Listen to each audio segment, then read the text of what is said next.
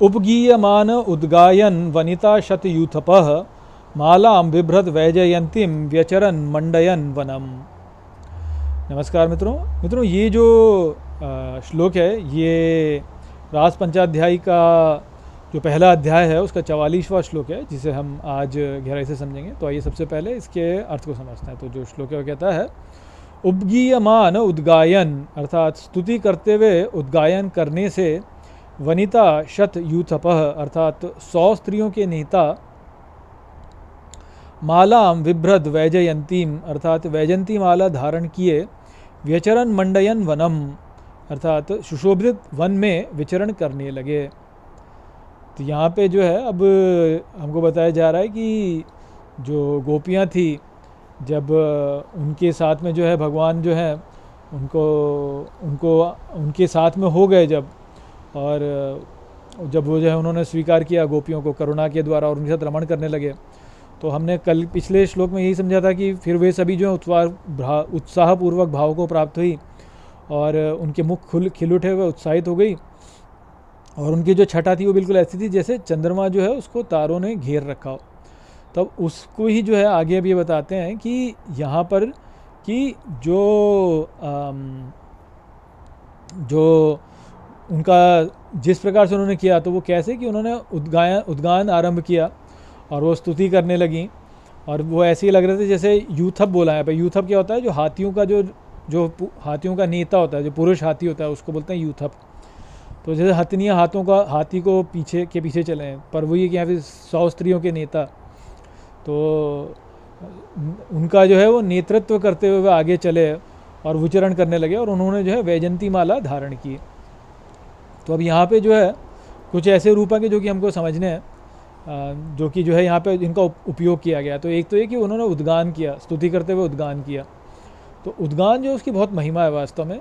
आप देखिए कि जब हम यानी बृहदारण्यक उपनिषद में तो कितनी बार आरंभ जो पूरा उद्गान ही उद्गान है, उसमें ही बोला कि वह उद्गान कर रहा था, वह उद्गान कर रहा था, वह उद्गान कर रहा था। तो उद्गान से यहाँ पे जो अर्थ होता है वो यही होता है कि जैसे नाम जप है, तो हम कुछ जप रहे हैं, या जब हम किसी का चिंतन कर रहे हैं, तो जब हम किसी का चिंतन करें तो वह एक प्रकार का उद्गान है। जो हमारा चित्त जिसमें चल रहा है वह उद्गान ही है।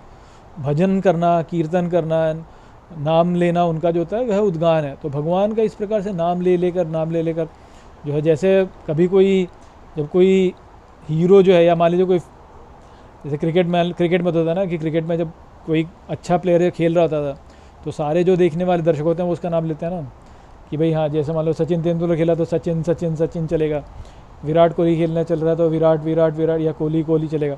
तो वो एक उत्साह करना होता है ना। तो भगवान तो हमारे वास्तव में सबसे प्रिय है, तो भगवान का नाम निरंतर लेना एक प्रेम को दिखाने का एक रूपक है, और उद्गान ही है वास्तव में कि भगवान का नाम जो है वो तो वास्तव में की शक्ति है। भगवान की रक्षा स्वयं उनका नाम करता है। तो भगवान तो रक्षा करते ही है, पर भगवान की रक्षा भगवान का नाम करता है वास्तव में। इतनी शक्ति है भगवान के नाम में, तो इतनी शक्ति उद्गान में है वास्तव में। तो उन्होंने उद्गान आरंभ किया और उनको वैजयंती माला पहना दी। अब वैजयंती माला पहनाने से क्या अर्थ होता है? वैजयंती बोला है, वैजयंती अर्थात विजय प्राप्त जिसने कराई। तो जब कोई विजय होता है, जब कोई जीत जाता है तो उसको वैजयंती माला पहनाते हैं। तो भगवान जीत गए हैं वास्तव में, भगवान तो हमेशा जीतते ही हैं।